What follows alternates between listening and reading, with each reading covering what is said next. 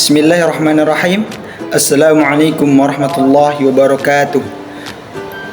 Teman-teman yang berbahagia, perkenalkan, nama saya Sadam Husin, mahasiswa semester 5 Stedki Ar-Rahmah. Saya berasal dari Pekanbaru, Riau.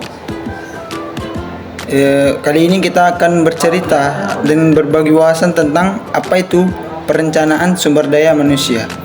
Perencanaan sumber daya manusia merupakan proses perencanaan sistematis untuk memaksimalkan sumber daya manusia sebagai aset utama perusahaan. Tujuan dari perencanaan sumber daya ini adalah untuk memastikan kesesuaian antara tenaga kerja dan pekerjaan, baik dari sejumlah maupun kualitas yang dibutuhkan.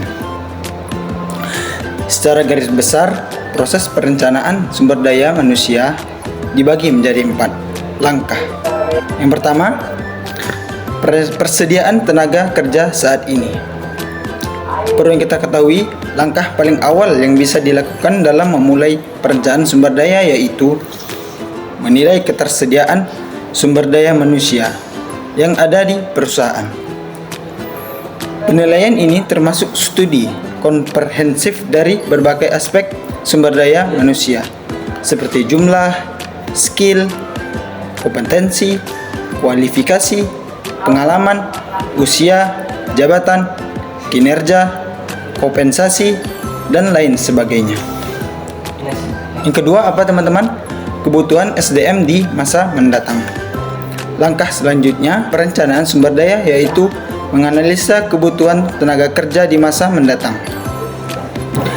Dalam langkah ini, berbagai variabel human resource seperti pengangguran SDM, lowongan yang akan dibuka, promosi jabatan, mutasi karyawan, dan lain sebagainya perlu dimasukkan ke dalam pertimbangan.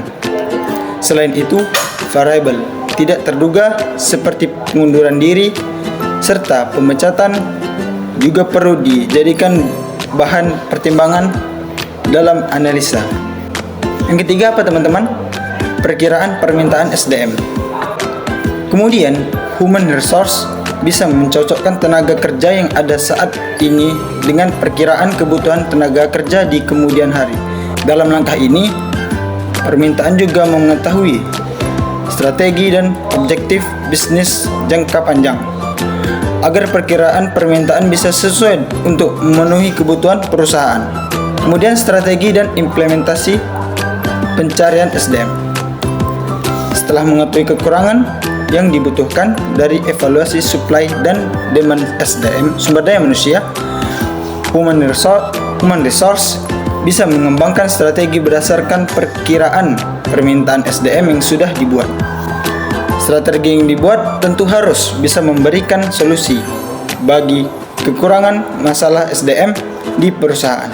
Human resource bisa melakukan relokasi, rekrutmen, outsourcing, pelatihan, manajemen SDM, hingga melakukan perubahan kebijakan terkait SDM.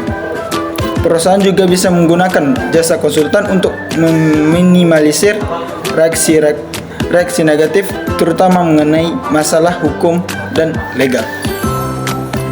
Apa saja faktor yang perlu dipertimbangkan dalam perencanaan SDM ini? Yang pertama, pertumbuhan. Dalam melakukan perencanaan SDM, penting juga bagi para human resource untuk mempertimbangkan faktor pertumbuhan finansial dan kebutuhan perusahaan. Apakah perusahaan memiliki budget? Apakah perusahaan akan melakukan ekspansi dan membutuhkan banyak SDM. Kemudian perubahan bisa terjadi kapanpun.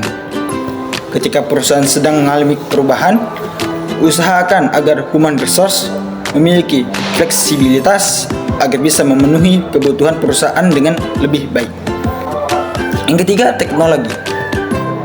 Di era yang dinominasi oleh teknologi ini, penting bagi human resource untuk memahami pentingnya fungsi dan peran teknologi dalam operasional perusahaannya.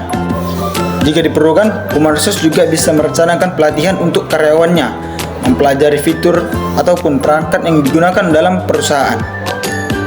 Apa saja manfaat dari perencanaan SDM ini? Perencanaan SDM bermanfaat bagi perusahaan dalam berbagai hal, yaitu yang pertama, membantu human resource mengantisipasi kebutuhan tenaga kerja dengan berbagai kualifikasi di kemudian hari. Yang kedua, human resource bisa bekerja sebagai proaktif dalam menemukan kandidat yang sesuai. Yang ketiga, sesuai dengan tujuan masing-masing perusahaan, perencanaan sumber daya manusia memungkinkan human resource untuk mengidentifikasi, memilih, dan mengembangkan kompetensi atau tenaga kerja yang dibutuhkan oleh perusahaan.